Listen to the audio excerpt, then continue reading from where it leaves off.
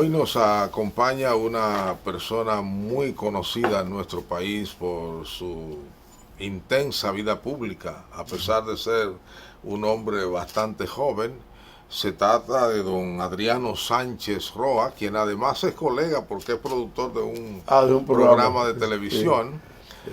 Todos lo recordamos en su última posición pública, siendo probablemente el senador más activo que tuvimos durante muchos años, 2 periodos. Tres periodos. 3 periodos. Antes lo habíamos encontrado como director del Instituto Agrario Dominicano y después en el Banco Agrícola, administrador del Banco Agrícola de la República Dominicana, ingeniero agrónomo y un conocidísimo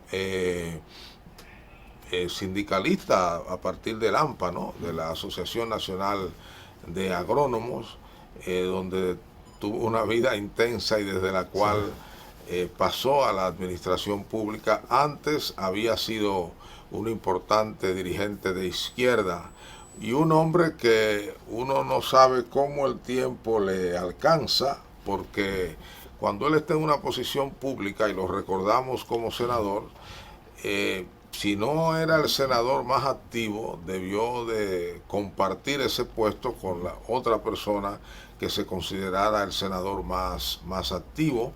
Incluso por esa razón fue para muchos de nosotros una sorpresa que no saliera electo en las últimas elecciones, un trabajador intenso por su provincia.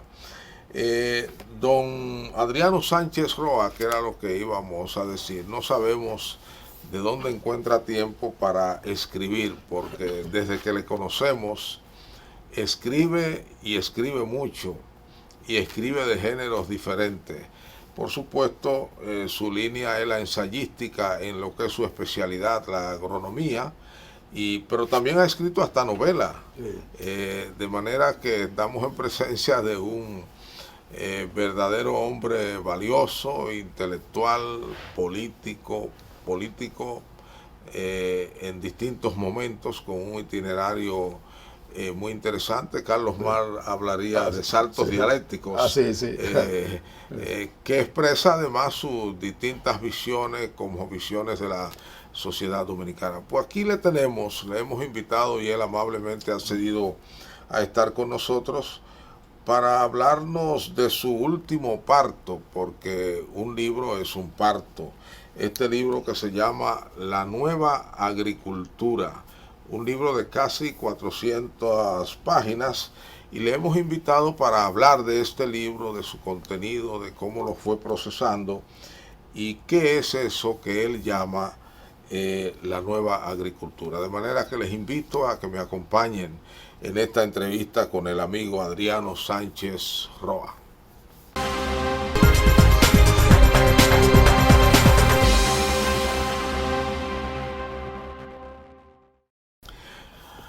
Ingeniero Adriano Sánchez Roa, ¿cómo se siente?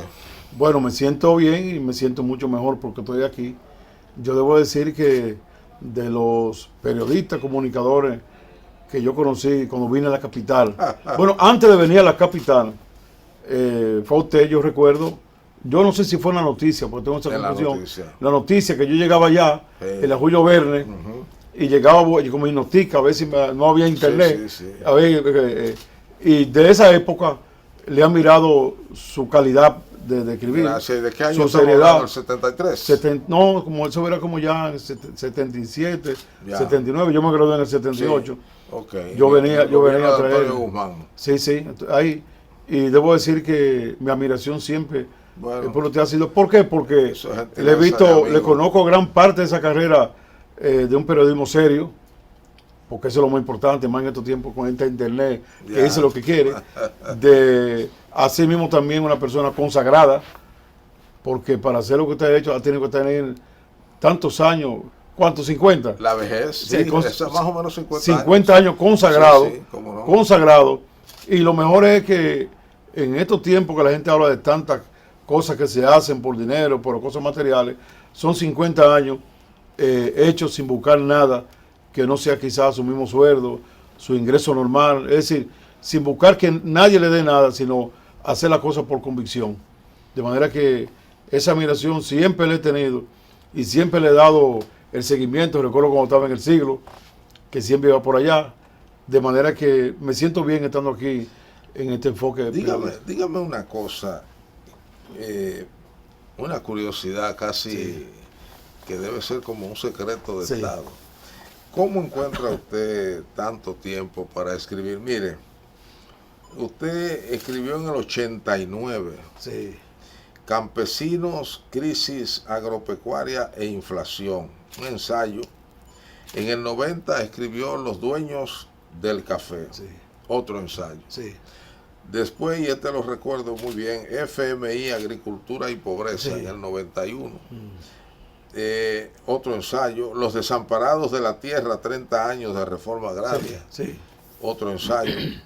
Cuando el amor nace en primavera, ahí ya viene el poeta, eso fue en el 96.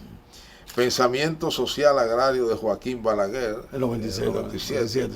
Ahí me imagino que ya comienza su salto epistemológico, como diría Carlos Marx, que es un ensayo también. Los amores inmortales, es una novela del año 98.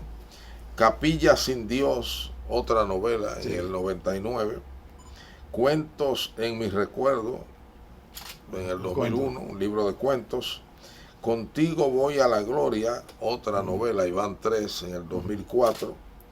En tiempos de caracoles, poesía lírica, en el año 90. Y El amor en el rocío de la noche, poesía también. Y dice que tiene muchos ensayos cortos, que probablemente alguna vez va a recoger, ¿no? Artículos de prensa y demás. Es decir, usted se ha movido entre el ensayo, que reclama el pensamiento fundamentalmente, ahí uno vuelca sus ideas, lo que uno cree de determinado fenómeno. Tiene la ventaja de que el ensayo no hay que probar nada, sino decir lo que usted cree, su visión. La novela, ahí está el creador, el hombre de ficción, y también los cuentos, ficción, y entonces la poesía, que ya reclama un manejo especial de la lengua y de las figuras del lenguaje para poner a hablar los seres, la naturaleza, la vegetación, todo. ¿Cómo encuentras? ¿Sabes, bienvenido? Que una de las cosas, siempre se ha dicho que hay que dormir 7 horas, 8 horas. Yo no sé, yo he pasado la vida y nunca me he acostado antes de las 12 de la noche. Y las mejores horas son de 10:30 a 1, 2. Son horas buenas porque uno está tranquilo. La gente aquí criticaba. ¿Y la doña no le protesta? Bueno, porque que ya, en vez de estar acostada esa hora, toda esa hora. Vamos a decir, ahora con la pandemia ocurre que tuvimos un tiempo muy trancado. Entre, qué sé yo, febrero, marzo, abril. Ese tiempo yo dediqué casi 18 horas a trabajar en este libro. Poco a poco, porque no hay pocas estadísticas agropecuarias. Y para buscar una estadística, están muy dispersas. Había que buscarla bien, incluso aprovechar la amistad con algunos funcionarios para que se le hicieran a uno. Entonces, esas horas tranquilas son las mejores horas. La gente criticaba a veces a Magluta porque en la mañana estaba durmiendo. Y es que el hombre trabajaba de noche. Magluta yo una vez lo invité a una conferencia y me dijo que sí, pero elabórame la conferencia, me dijo. Y a las 10 de la noche le llevé como 50 páginas. Y a las 6 de la mañana estaba Héctor Guzmán llevándome el borrador que hizo así. Es decir, se aprovecha mucho la noche porque uno está más tranquilo, como que el silencio ayuda. Porque de día se hace difícil uno en contacto con la gente. Y si uno va poco a poco, 3 horas que usted trabaje diario, en 30 días son 90 horas. No es fácil encontrar muchos agrónomos que escriban. ¿De dónde le viene la vocación por la escritura? Yo pienso que una de las razones de escribir es que hay exactamente pocas informaciones para la gente. Y yo he visto que un libro, por ejemplo, como este, que tiene 63 cuadros, 47 gráficos, le es muy útil a los agrónomos y a los estudiosos en general. En general, entonces... Se parecen a los libros de Fran Tejada. Bueno, así Fran, aunque usted comenzó a escribir primero que él. Y entonces, una de las cosas es también que este libro, bienvenido, tiene... El primer libro que yo escribí en el 89 fue una crítica al cambio de política agropecuaria mundial. Los grandes países que eran industrializados decidieron también ser agrícolas. Y entonces, a partir de Contadora, a mediados de los 80, decidieron una política para estos países de ya bajar el financiamiento. Ahí ya íbamos cayendo, de que los gobiernos retiraran servicios que daban. En esos años teníamos un problema grande de preparar la tierra, que todo eso se perdió. Tenemos semillas certificadas que se perdieron. Entonces, ¿qué ocurrió en el libro del 89? Que yo criticaba que gradualmente se le iba retirando el apoyo del Estado al sector agropecuario, a los productores. Sobre todo que estamos hablando de 80% de productores pequeños, que si no tienen el Estado, no hacen nada. Entonces, en razón de eso, nosotros tenemos que como servicio del Estado se fueron perdiendo. Ahora, este libro de ahora, Bienvenido a la Nueva Agricultura, quiere recoger las cosas buenas que nosotros hemos tenido y recoger entonces lo bueno de la modernidad. Por ejemplo, la investigación. Bienvenido tiene que recordarse porque ya era un periodista destacado en esa época, que existía el CENIECA, existía existía el CESDAR, es decir, la investigación en San Cristóbal, eso no existe hoy. Eso ahí se me llena de casitas. Tenía la investigación de cacao en San Francisco. Lo de usaron café. primero como refugio para damnificados y de San Cristóbal. Yo recuerdo, y ahí se perdió. Ahí fue a protestar el presidente de la AMPA en esa época, Sí. y lo que le dieron fue una golpeada. Porque eso eran, yo puedo decir que las mejores investigaciones del Caribe agrícola estaban ahí. Entonces, todo eso se perdió. ¿Qué tenemos nosotros hoy? Que una tarea de tierra da 2,5 quintales de maíz por tarea. En México da 19 y en Estados Unidos 29. Teníamos el Secara en Santiago. El Secar en Santiago. Todo eso se perdió. Entonces, los Senseri. Bueno, sí, una de las razones de este libro es también reclamar que nosotros logremos poner otra vez los Senseri con otro nombre. Sí. Por ejemplo, los Senseri que eran los locales de almacenamiento para los insumos, Correcto. para los productos, y en muchos Senseri se transformaron para agroindustrializar. Eso es vital en ponerlo en todos los sitios. Yo recuerdo que yo, siendo agente de área en Guayabal, el ciclón David se llevó el Senseri que estaba ahí, y nosotros no pasó un mes sin que Agricultura mandara a comprar una tierra para hacer Senseri, y ahí está ese Senseri. O sea, que se perdieron. Son centros de acopio, almacenamiento que habían. Y los almacenes de Inespre. De Inespre, que todavía quedan una parte. Sí, pero no cumplen su función. No, porque el Inespre, Bienvenido, es parte de lo que yo digo ahí. La función para la cual se creó el Por Inespre. cierto, murió Gustavo Sánchez. Que para mí es uno de los mejores directores de Inespre. Probablemente. Yo estaba buscando una foto que yo tengo en un encuentro que se hizo para adquirir la habichuela de San Juan, cuando había muchas habichuelas. Y ahí tengo yo que él está hablando, tirando un discurso, y lo está acompañando Mario Gando. Sí. Está Pedro de León, que eran los jefes del MSI, los campesinos. Sí, sí. Entonces, ¿qué pasa con el INEPRE? Nosotros necesitamos un organismo que equilibre las ofertas. Exacto. Es decir, que si hay muchos productos, que cosechamos ahora mismo mucho arroz, no permite que llegue al mercado todo ese arroz porque baja el precio, perjudica al productor. Ahora, si falta arroz en el mercado, INEPRE tiene que provocar que el arroz llegue al mercado y se equilibrar. Ese es el error del INEPRE. Y esos almacenes se hicieron, recuerde usted bien, porque el campesino no tenía capacidad de negociación. Correcto. Como no tenía almacenes, ni refrigerados ni no refrigerados, tenía que salir de su producción muy rápido y venderlo a precio de comprador. O sea, el comprador ponía el precio, no el vendedor. Y entonces Inespre hizo esos almacenes, silos, y en algunos lugares, creo que fue en San Juan, para conservar las semillas, que era un problema. Eso es lo que yo planteo ahí. Exacto. Entonces vinieron los refrigeradores. Bienvenido. Las semillas que hoy la mayor parte de las semillas que se siembra hoy no son semillas. No son certificadas. Técnicamente hablando. Es correcto, porque usted, ¿qué hacían en San Juan? Una finca, es como un niño que si usted no lo nutre bien, cuando está pequeño, luego no va a... Entonces la semilla, una finca preparada, bien limpia, semilla buena, un proceso de crecimiento como demanda tecnológicamente hablando, y al final usted agarra, la clasifica, y al final incluso le echa un producto para que la semilla, antes que nazca la planta, se pueda proteger. Correcto. Eso no existe. Entonces los almacenes, los Senseri, la hemos perdido mucho. Los Senseri, que era tan importante, y como usted dice bien, le permitía que 20 agricultores, 30, reunieran todos sus productos y vendieran entonces como quisieran. Algunos enseres tenían también el transporte, es decir, que en vez de comprar allá a buscarlo y comprárselo barato, ellos podían venir a un lugar. Y el SECARA estaba dirigido a darle a los agricultores de la reforma agraria Sí.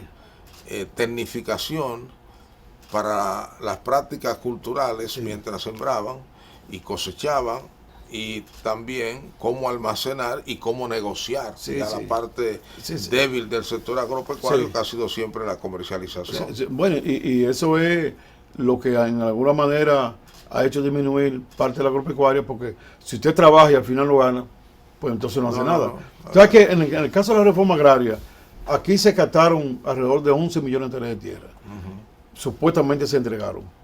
En el libro yo presento ahí... Usted fue director del IAD. Sí, yo presento ahí, bienvenido, en el libro, ahí presento yo todos los asentamientos uno por uno, desde la página 225, ahí están todos los asentamientos, hasta la página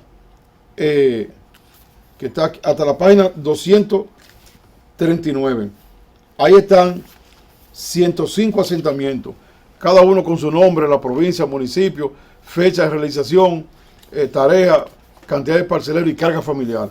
El que quiere buscar un asentamiento y saber el dato, lo tiene ahí, ese cuadro. Pero son muchos. Ahora, sí, 625. 625. Ahora, ¿qué pasa? Bienvenido. Todos seguirán, sería interesante la investigación. Yo sometí al Senado. Para ver si siguen en manos. Yo sometí al Senado una resolución que no prosperó, porque el IAD reporta 5 millones de hectáreas de tierra y son 11. ¿Dónde están las otras 6? Exactamente. Incluso que eso, y ojalá el director actual del IAD o el gobierno lo haga, hay que revisar ese cuadro uno a uno. Exactamente.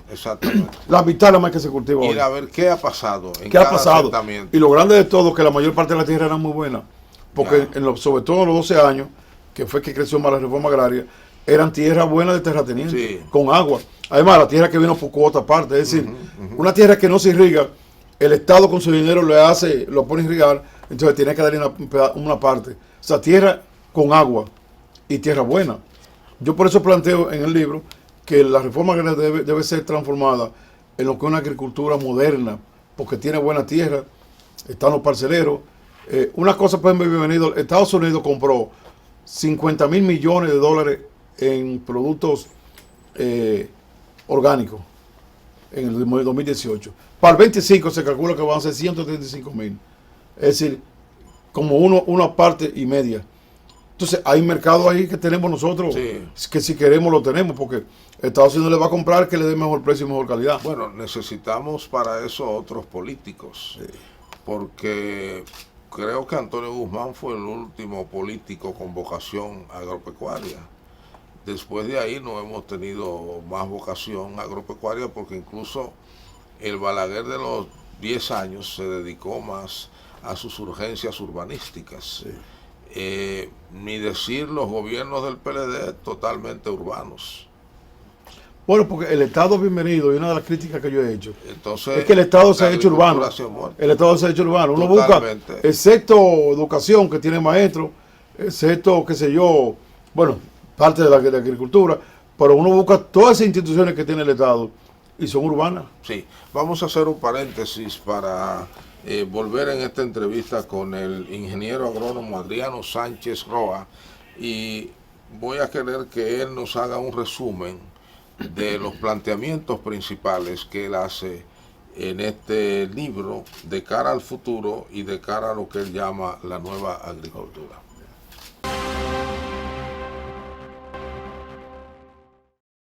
Seguimos con el escritor ingeniero agrónomo Adriano Sánchez Roa, quien estamos entrevistando sobre su último libro, que es La Nueva Agricultura, un ensayo de casi 400 páginas, que con un poco de historia de lo que ha sido la agropecuaria dominicana en los últimos 50 años más o menos, nos trae al presente, y de ahí hace una mirada hacia el futuro, y donde él nos dice qué debe ser la agricultura dominicana del futuro. Ingeniero, le pedí que me ayudara a entender cuáles son los planteamientos básicos, fundamentales que usted hace de cara al futuro, ¿no? Sí. Dejemos un poco la historia y miremos el futuro. Lo cierto es que usted y yo hemos podido vivir casi la muerte del sector agropecuario. Así mismo. Y digo casi la muerte porque si bien es importante todavía el sector agropecuario, creo que absorbe más o menos el 30% de la población, pero su aporte al PBI ya es muy poco. Bajó a 4.9. Nos ha salvado un poco el turismo, ¿no? Que es una especie de exportación interna, producimos para el turismo. Pero la verdad es que la vocación principal de la sociedad, la República Dominicana, es la agropecuaria. ¿Qué podemos hacer y qué plantea usted aquí? Bueno, bienvenido. Una de las ventajas que tenemos nosotros dos, que siendo todavía jovencito, en el caso suyo, hemos logrado haber vivido tantos años. Yo le decía al prologuista del libro, al presidente Hipólito Mejía, digo yo he vivido, le decía a él, 23 secretarios o ministros de Agricultura con los directores, y eso me ha llevado a mí a saber qué se ha hecho en cada sitio, qué política ha sido certera, qué política ha sido un fracaso, de todo. Entonces, ¿qué pasa? ¿Cuál es la nueva agricultura para mí? Este libro pretende o hace un planteamiento de que tengamos una agricultura moderna con los requisitos técnicos que para estos tiempos son necesarios para subir los rendimientos, subir la calidad. El DERECATA ya viene entre 2023 y 2024, eso es lo que está planteado. Se van a liberalizar todas las importaciones. Eso va a ser en hecatombe para el sector agropecuario. Cuando venga arroz barato, va a tumbar al productor de arroz. Cuando venga barata la leche, va a ser lo mismo. Entonces, ¿qué busca el libro? Que nosotros como dominicanos practiquemos una agricultura para competir. ¿Qué se necesita para competir? Bueno, lo primero es tener una buena investigación. Si usted no tiene novedades tecnológicas para tener productos con un ciclo más corto, para que haya un buen crecimiento, para que las plantas tengan, en cierta medida, den fruto como lo quieren los consumidores, con los sabores, es la investigación. Segundo, poner a los técnicos, aquí hay 9.000 técnicos más o menos, poner a los técnicos a llevar esa investigación en un sistema de atención. Y de esos 9.000, ¿cuántos son investigadores? Hay pocos, pero hay buenos investigadores, hay gente que se han consagrado tantos años. Pero aparte de eso, yo también planteo que parte de sus investigadores y otros que quieren entrar, también el Estado invierte en ellos, lo manda a los centros. Por ejemplo, hay un lugar que se llama Embrapa en Brasil, que es uno de los centros de investigación más grandes del mundo. ¿Dónde? En Brasil. En Brasil. Y lo tiene Estados Unidos también, y tiene México. Entonces, que hay un sistema de investigación. Yo recuerdo el sistema de la Tajal, no te recuerda, que era que estaba el actual administrador del Banco Agrícola, Fernando Durán. Eso era un sistema organizado, que usted sepa a qué va a hacer, qué tienen que hacer los agricultores. Existían fincas de comprobación para cada tecnología, llevárselo a los agricultores, hacer en día de campo y mostrarles cómo una finca va a tener los resultados que buscamos. Correcto. También lo que son la organización rural, la organización campesina. Yo recuerdo que ahí estaba Jorge Reynoso, no sé si lo conoció, que fue después un gran pastor, murió lamentablemente. Uno de los mejores directores de organización que tuvo agricultura en su tiempo. Que haya entonces también, en cierta medida, la garantía de semilla y preparación de tierra a profundidad y como se requiere con la calidad. Es decir, ¿qué yo hago aquí? Sabiendo, tal y como usted decía, que la agropecuaria aportó en el año 1977 20.1% al PIB y hoy aporta menos de 5%. Es decir, menos de un 25% de lo que se aportaba. Pero que tenemos 18 millones de tareas de tierra, comprobado ahora con un precenso que se hizo en el 2015, y que solamente el Estado, como Estado, fomenta 5 millones y pico, y hay 8 que lo hacen la gente por su cuenta, y llega a 14, pero hay 5 millones de tareas de tierra ociosas en el país. Cuando uno se monta un helicóptero para San Juan o para el Cibao, uno ve la orilla sembrada y la tierra no está sembrada. Exacto. Entonces, que eso también esté acompañada de un sistema de comercialización. ¿Partiendo de qué? Nosotros tenemos los servicios exteriores, tenemos embajadas, consulados, con un personal que está ahí, que en ese personal se coloque un profesional con capacidad de captar mercado. Nosotros podemos conseguir muchos mercados internacionales que no lo tenemos no tenemos el sistema de comercialización. Vamos a lo tradicional, no buscamos nuevos mercados. Pero también que se puedan conformar en cada sesión, en cada área, lo que son las asambleas cooperativas de los productores. Es decir, vamos a sembrar un cultivo, ese cultivo se va a sembrar atendiendo a la zonificación. Exacto. Porque la zonificación significa... Hemos tratado y nunca lo hemos hecho. Pero se ha planteado 1000 veces la zonificación de los cultivos. Que usted no puede... atención a la capacidad de la tierra. Y el agua. Usted no puede, cuando llegó la broca de café, los técnicos dicen que llegó porque sembraron en Zambrano un café a 100 metros sobre el nivel del mar. El café hay que sembrar a 800 metros, qué sé yo. Entonces, no se puede sembrar el arroz en un sitio que no haya drenaje porque el agua no va a salir. Arroz de secano. Correcto. Entonces, en virtud de eso, la zonificación y la rotación de cultivo. Correcto. La rotación de cultivo significa, por ejemplo, la habichuela fija el nitrógeno en el suelo. El maíz demanda nitrógeno. Después de sembrar habichuela, usted siembra maíz y tiene que echar poco abono y viceversa. Exacto. Entonces, que al mismo tiempo... en ese proceso se haga lo que dijimos los Senseris, se proceda a la agroindustrialización. Ustedes, por ejemplo, en mi provincia de Lepiña, el guandul se vende para Haití como nada. Aquí hubo incluso en el gobierno de Jorge Blanco una ley de agroindustria. Sí. En la que trabajó mucho, recuerdo, Luis Álvarez Renta. Sí. Figúrese usted desde la ciudad legislando para el campo. Para el campo, sí. Entonces, el libro tiene también un análisis de lo que ha ocurrido de ese historial. Por ejemplo, en cuanto a los fondos, porque a veces la gente dice, ven acá y le vamos a dar recursos, subsidios a la agricultura. Bueno, hay una competencia mundial. Yo pienso que nosotros lo primero que tenemos que tener de frente es el bienestar de la gente.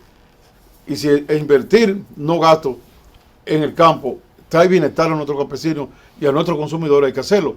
¿Qué hace Estados Unidos? Que para mí es el modelo que más le ha funcionado. Desde Roosevelt hasta ahora hay una ley cada 5 años. Firmó Obama en el 14, la firmó Donald Trump ahora en el 18, que le da un subsidio, una subvención al sector agropecuario de $100 mil millones anuales. Ahí ellos le dan hasta bono gratis, le dan un precio de sustentación. Si vendió a 12 y era 14, que decía el condado, le devuelven los 2 pesos a usted. Es decir, yo he visto, por ejemplo, en Pensilvania, cómo abonan de manera aérea, gratis, el Estado, el maíz que tienen sembrado. Entonces, eso por un lado. Pero Europa, 1/3 de su subsidio va para la agricultura, el mayor subsidio. Ellos tienen ahí un 3% nada más de campesinos, tiene Europa. Ahora, ese 3% le aporta al PIB el doble, porque tiene los recursos. Entonces, por ejemplo, nosotros tenemos el sector agropecuario. El Banco Agrícola creció en la época del presidente Danilo, de 7.000 llegó como a 22.000 millones, ahí en la tabla, los préstamos desembolsados. Pero lo que requiere el campo son 74.000. ¿Qué yo planteo ahí? Que en vista de que ahora mismo faltan 30.000 millones al campo, le faltan. Que nosotros abramos cada año. ¿Qué yo planteo? Que el seguro que está Agrodosa, que está funcionando, se fortalezca para que atienda a los agricultores de la banca privada.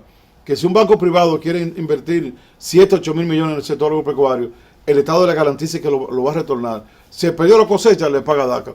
Si quiere poner una tasa de interés más baja que el Estado, entonces, del mismo dinero que le da al Banco Agrícola lo hace. Exacto. Entonces, en ese sentido, es necesario llegar a los 74.000 millones, que es lo que demanda el sector agropecuario. Ahora mismo está en 44.000, con lo del banco y otro banco que déficit de 30.000 millones.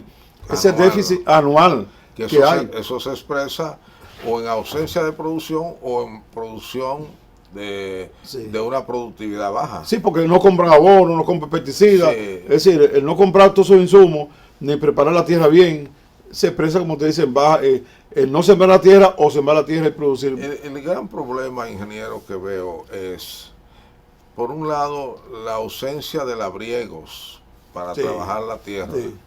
Porque ha habido un cambio de mentalidad impresionante en el campo dominicano. Se podría decir que la mentalidad del campesino joven de hoy es urbana. Sí, correcto. Y por otro lado, las políticas públicas. Aquí no hay políticas públicas de cara al campo y se da la paradoja de que tenemos el sector turismo en aumento permanente con una demanda impresionante de productos del campo, y tenemos Haití, Sí. que definitivamente es un mercado en el que nosotros tenemos que pensar permanentemente. Sí. Para beneficio, es un juego de ganar-ganar, Sí. beneficio de los haitianos y beneficio De lo que nuestro. vendemos. Sí. Usted sabe que eso mismo que tú estás diciendo ahí, de que una política hacia el campo. Yo he planteado, lo planteo ahí, de que se creen oficinas de desarrollo rural, no agrícola, sino rural, para que en esa oficina, en cada área agrícola, puedan converger las principales instituciones del país. Usted se da cuenta que, por ejemplo, Obra Pública está en el pueblo. Obra Pública puede tener su enfoque ahí mismo en esa oficina. Sí, sí, sí. Y eso implica mejorarle los caminos de verdad y que los agricultores vendan a mejor precio. Sería interesante establecer una relación de lo que Obra Pública invierte en carreteras y calles en las ciudades y entre las ciudades, y lo que invierte en caminos vecinales. Sí, eso se va a ver pírrico. Una vez el senador de Pedernal, Independencia y yo nos paramos, pero le íbamos a hacer un préstamo de $400 millones para la carretera del Coral, porque en ese mismo año revisábamos nosotros y no había nada para el sector agropecuario, y caímos al final una reunión con la gente del Fondo Monetario, que es lo que no querían más inversión en el campo.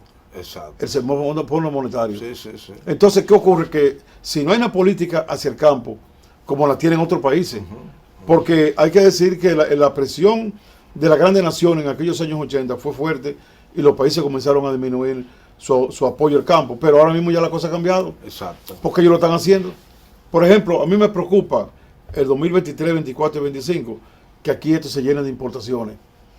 Y se va a llenar porque si usted produce a un costo altísimo, pues yo le decía al primer ministro que tuvo el presidente Danilo, Luis Ramón Rodríguez, yo le decía, ¿y por qué nosotros no trabajamos para vender la habichuela negra a Venezuela? Me dice que el costo de nosotros estaba en 1.800 y el mercado mundial está en 1.300. Ellos se van donde estamos baratos, se va a Venezuela. Sí, desde Antonio Guzmán, Sí. cuando se hizo aquel intercambio, Sí. que surgió el primer programa de financiamiento del petróleo, Sí. ellos nos requerían permanentemente habichuelas negras. Sí, sí. Y nosotros, que en ese momento podíamos Sí. vender, nos requerían eso y azúcar blanca. Sí. Y creo que también el acuerdo de San José, que México. Fue el acuerdo de San José. México, yo me recuerdo. Así se llamaba. Y Sí. nunca pudimos cumplir. Sí, Nada. yo me recuerdo. Y era una posibilidad de desarrollar el campo. Sí, sí. Porque lo que hace Estados Unidos ha podido tener una agricultura de tan alta productividad porque sus préstamos y su política de financiamiento al exterior, ellos lo atan a la venta de sus productos. Sí, correcto. Entonces tienen que comprarle los productos. Sí. ¿Sabe, bienvenido? Que aquí también yo planteo al final un proyecto de ley que lo sometí varias veces al Senado, y un proyecto de ley de desarrollo agropecuario y rural. Ese proyecto, la gente quizás no sabe que todas las leyes, todas las disposiciones que tiene el sector agropecuario son extremadamente obsoletas. Banco Agrícola se creó en el 45. Sí. Agricultura fue antes de los 12 años, en el 65. INEPRE en el 69. El FEDA, que era para buscar recursos, se transformó y que fue en el 72. Entonces, la idea mía es que nosotros modernicemos el sector agropecuario atendiendo, siempre lo he dicho, a una buena tecnología en el sector agropecuario, atendiendo a estructuras que se integren, porque muchas veces las oficinas no están integradas, el Banco Agrícola presta algo y entonces el INDRI hace énfasis en otra zona. Es decir, tiene que haber una integración obligatoriamente. Y hay que revisar la política crediticia del Bagrícola, Sí. porque lo que ocurre es que aquí hay determinados cultivos que absorben Sí. la mayoría del dinero del que dinero. tiene de la cartera de préstamo Sí. del Bagrícola. Sí. Entonces no llega a los pequeños y medianos. Sí. Bueno, que en realidad esa es la función. A los no titulados, No, por ejemplo. que esa es, porque hay dos criterios. El criterio de usted tener para usted cobrar y le presta al que tiene dinero que le va a pagar, y el criterio del pequeño productor. Pero ocurre que el Banco Agrícola, que es del Estado, quiere que cultiven todo. Entonces, esos pequeños que no tienen otra fuente que sea el Banco Agrícola, esos préstamos perendarios, como le llaman, que ahora Casi siempre son préstamos que llegan cuando ya el tiempo de siembra pasó. Porque hay un asunto que se ha perdido también. y es como eran los créditos supervisados, Sí. que es la supervisión del técnico permanentemente. Bueno, si lo hace así, no se pierde. Lo que usted llamó ahorita, el técnico, el agrónomo de área. Sí, sí. Ese era el que decía a quién se le prestaba y a quién no. Sí, sí. Y creado como un agente de desarrollo rural. Exacto. Y usted recuerda que su amigo Fran Rodríguez Sí, sí. Insistió mucho en algo que luego retomó Danilo, Sí. que es el crédito asociativo. Sí, sí. Bueno, Para romper esa barrera. Y que le voy a decir, ahí yo pongo una tabla de la cooperativa, y crecieron mucho en la época de Danilo, que no aparecía en la estadística, bienvenido. Yo tuve que hablar con Mariñez, con mi amistad con él, y duró 2 meses, paséme bien unos cuadros, y el país tiene, al momento que el año pasado, tiene 597 cooperativas trabajando bien fortalecidas. Ya. O sea, cooperativas con manejo económico, bien, 597 agropecuarias. Que eso es muy importante porque hay cooperativas esas que pueden abarcar la mitad de la provincia.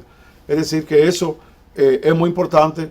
Yo incluso he pensado que el país debe tener, o nosotros, los amantes del sector agropecuario, como usted, volver a lo que puede ser un grupo de orientación de política, como era consenso agrario, que usted estaba ahí, consenso agrario. No. Eso debió retornarse, porque hay muchas cosas buenas que se pueden hacer, y a veces los funcionarios con tantas cosas para allá y para acá se van.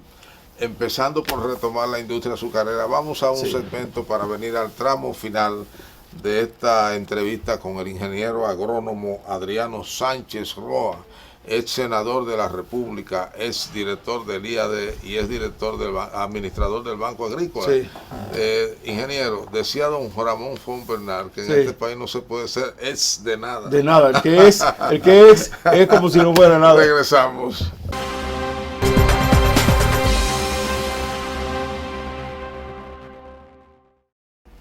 Ingeniero, usted habló hace un rato de que hemos tenido, o usted ha vivido 23 secretarios o ministros de Agricultura. La mayoría lo he vivido en persona, y lo de Barredo de los años ha sido la... ¿Usted se atreve a decir cuál es para usted, cuál ha sido el mejor ministro de Agricultura o secretario? Es un problema para mí. Sí. Pues yo soy amigo de la mitad. Están vivos casi todos. Bueno, soy amigo de todos. No ahora yo voy a decir algo que lo de corazón, no es por estar parcializado ni que somos amigos. Yo en el Senado, profesionales. En el Senado yo veía que se reconocían mucha gente valiosa de muchas áreas. Sí. Y al final fue que enfoqué eso.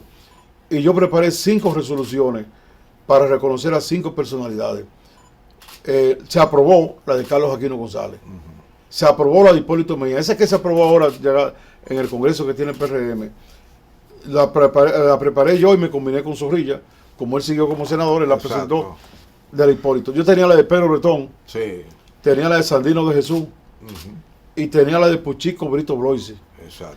Para mí, la gestión que yo he visto más integral y que más me ha gustado fue la de Hipólito Mejía. Ya. Y la gente va a decir por qué, porque yo tengo gente que, por ejemplo, a mí me gustó la de Tito Hernández, aunque fue un momento de una política en general de elecciones. Está retirado él de la vida pública, parece. Él tiene un Facebook ahí, que está metido en las redes. Ah, ya. Entonces, la de Tito me gustó, pero la de Tito tuvo la dificultad, que fue la vorágine de un proceso electoral difícil de 94. Sí. Pero la de Tito tuvo mucho contenido técnico bueno. Ya. ¿Dónde tuvo la ventaja de Hipólito? Número 1, él aceptó que trabajaran todo el mundo independientemente de la ideología. Ahí estaba yo, que era del núcleo comunista. Ahí estaba Lázaro Guzmán, que acaba de morir, Silvestre de León, Ramón Almanzar, el mismo Tito Hernández. Éramos todos enemigos del gobierno. Y enemigos de él mismo. No, y él decía que la gente, que don Antonio a cada rato le decía, ahí tengo un informe del DNI. Diciendo que tú tienes un paquete de comunistas. Aquí vino... Y él le decía, no le haga caso a esos habladores. No, pero por ejemplo, aquí vino el segundo hombre de Yasser Arafat.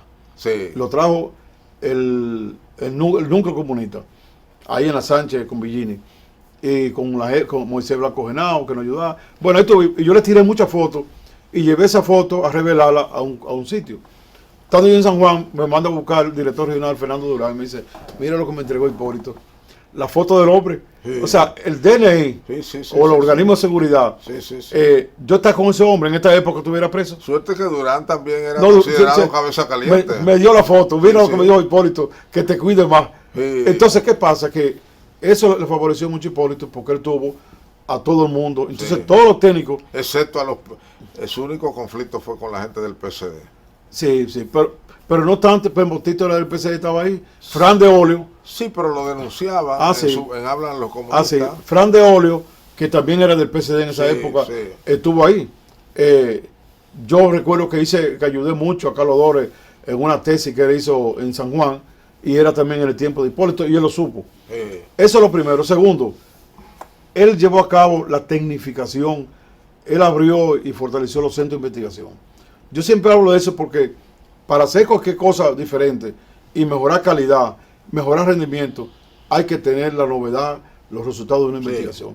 Por ejemplo, yo hice una maestría en arroz en morado con él, que ahí yo cambié de mi posición con él, porque me tocó dar la palabra y acabé con Hipólito.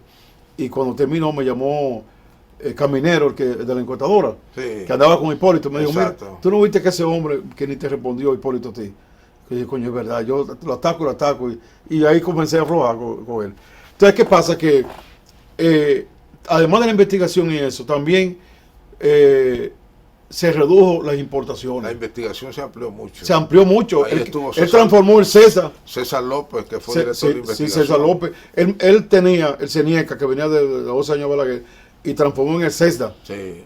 Él fortaleció el centro de café de la Cumbre, Santiago, Puerto Plata. El centro de San Juan, de Arroyo Loro. El centro de cacao de San Francisco de Macorís. El centro exactamente de capacitación, investigación de Juma, de arroz. Y en La Vega había un centro de tecnología apropiada. ¿Se acuerda? Sí. Para hacer el instrumental del campo, nosotros mismos. Correcto. Entonces, ¿qué pasa? Asada, un machete, otra cosa que tuvo Hipólito que me gustó, y lo digo porque ojalá lo vea el ministro actual, él comenzó a abrir lo que eran procedimientos e instalaciones de agroindustria, una de conserva allá en Dajabón, otra la guandulera de San Juan. Recuerdo perfecto. No, son como 4 o 5. Esa guandulera existe en San Juan todavía. Padilla dirigía ese departamento, que luego fue embajador en Chile. Sí. Entonces, ¿qué pasa? Estamos hablando que aceptó la gente, estamos hablando. La otra cosa también fue que se fortaleció el Prosema. Es decir, usted como técnico podía decirle a la gente, ahora, veme, mañana viene el tractor y llegaba. ¿Cómo volver a un sector agropecuario dinámico y que provea todos los servicios necesarios al agricultor? Porque si al productor no es auxiliado de esa manera, es muy difícil esperar de él que con una asadita todavía, con una mochita, con los haitianos echando días a 500 pesos el día, haciendo el trabajo a medias, porque nadie quiere trabajar. Los muchachos, hijos de los productores, en un motor trasladando personas de aquí para allá y de allá para acá. ¿Cómo hacer? Bueno, lo primero de todo es casi un milagro. Bueno, lo primero es la inversión. Ahora mismo el sector agropecuario está recibiendo menos del 2% del PIB. Llegó a recibir el 13%. Llegó a recibir, el 13 era 3 veces lo que recibe educación. Llegó a recibir el 8%, por lo menos debe tener un 5%. ¿Por qué? Porque hay que buscar la maquinaria, abrir los centros de investigación. Una de las cosas que son cosas tan elementales que yo planteo, usted no puede tener un técnico que esté a pie. Usted entra en el libro en ese tema del gasto. Yo tengo ahí incluso. El gasto presupuestario, el corriente y la inversión en el campo. Yo entro ahí y pongo fórmula de cómo inyectar el campo, porque ya no se puede buscar el porcentaje, por eso se ha relajado. El 80% de los fondos del Estado están colocados en porcentaje. Ahora, si por ejemplo, yo tengo ahí las 1.259 áreas que existen en el país, ahí tienen que haber 1.259 motores. La motocicleta, camioneta, ya pero usted encargado del programa de, de Musacia nacional, usted tiene que tener la camioneta. Correcto. Usted va a Higüey, va a ir a todos los sitios. Usted, por ejemplo, tiene que plantear también la necesidad de adquirir mínimo comenzando 500 tractores, porque si no hay cómo romper la tierra. Estamos hablando de que casi el 80% de los productores son pequeños que viven de esa agricultura, no tienen cómo, diría yo, hacer otra cosa. Entonces, en virtud de eso, primero es la inversión. Segundo, abrir la investigación. Tercero, organizar los productores. O sea, es todo un proceso. Eso es que un presidente se decida hacer eso. Si se decide hacerlo, los técnicos están ahí. Si se decide hacerlo, ahí están todos los modelos que hay internacionales. Pero en el espectro político nuestro, yo no alcanzo a ver, quizá usted sí lo ve, ese político de convocación presidencial que tenga una visión de ese tipo o parecida sobre el campo dominicano. Sí, porque, y pienso que es una tragedia eso. Sí, porque es que hay pocos interlocutores entre nosotros mismos. Porque, por ejemplo, ahora mismo, usted busca a la AMPA, que está bien activa, y yo tengo buenas relaciones, y la AMPA se concentra a los problemas que tiene con los técnicos, la cancelación, los sueldos. Más nada. No hay, en la época que estábamos, que estaba David Martínez, estábamos nosotros, primero estaba el costo de la canasta alimenticia. Sí. Eso es lo primero. Segundo, no, y los problemas regionales. Correcto. De la agropecuaria. Entonces, con nombre y apellido. Hace falta. Lo hacían visible a través de los medios de comunicación. Usted tiene los propias instituciones agropecuarias, la YA, Confenagro, la Martínez y Valpiña, y también se concentran a las cosas menores. Sí. O sea, a una política agropecuaria yo no la veo. Entonces, es necesario nosotros, es por eso que yo hablo de consenso agrario, crear un grupo para comenzar a vender lo que es el sector agropecuario. Para la gente, usted le pregunta a un estudiante la agricultura y no, sin embargo, está consumiendo. Así es. Está comiendo. Es decir, y además le gustan los productos del campo. Sí, yo digo, es bienvenido que nosotros, que llegamos a tener un 20% de aporte al PIB, y hoy tenemos 5, 4.9, debemos trabajar para llegar por lo menos a 10. Un asunto que lo hablamos casi fuera de cámara, esa tierra que están cañeras que quedan ahí. Exacto. Esa yo la pondría a producir en lo que son cultivos modelos de frutos que la necesiten para afuera. Por ejemplo, la gente dice aquí, bueno, está el turismo, ¿qué? Ahora en la pandemia nos dimos cuenta que al pararse el turismo, se perdieron muchos productos de los invernaderos, porque la mayor parte del consumo de los invernaderos en el país, uno creía que se exportaban. Y además sabemos que el turismo es una bendición para el campo. Sí. Porque es una cantidad impresionante de dinero, de productos que consume los 6, 7 millones de turistas. Y si van a venir más turistas, tenemos que prepararnos para que en vez de importar naranjas chilenas, los produzcamos a naranja aquí. Correcto. Una cosa, bienvenido. Ahorita vamos a traer plátano de fuera y yuca y que en una ocasión se trajo plátano. Tenemos también algo que usted dijo ahorita. Tenemos una población de Haití creciendo. Exacto. La población de nosotros creciendo. El turismo creciendo. Entonces, hay que, o si no, vamos a importar más. ¿Usted sabe en qué nivel está la importación? La compra de insumos y productos alimenticios del país. Por encima de 3.000 millones de dólares. Aquí se compran 150, 120, 160 millones de maíz comprando aquí fuera del país, para poner un ejemplo. Entonces, ese es el nivel de hoy. Si nos descuidamos más, va a seguir creciendo. Nos vamos a meter los 5 libro millones. ¿Está dirigido a quiénes?